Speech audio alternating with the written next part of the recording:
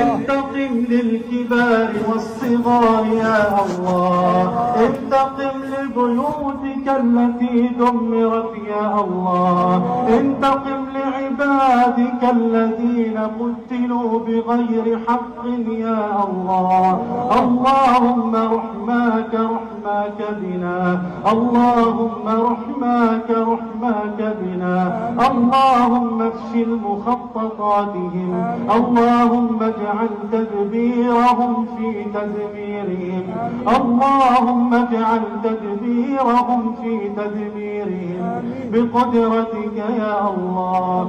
اللهم ارحم شهداءنا وتقبلهم عندك في عليين، واجعل مقامهم رفقة الحبيب المصطفى، وألحقنا بهم مقبلين غير مدبرين. واشف مرضانا وجرحانا، وفك سراح علمائنا وأسرانا من سجون الظلم والظالمين.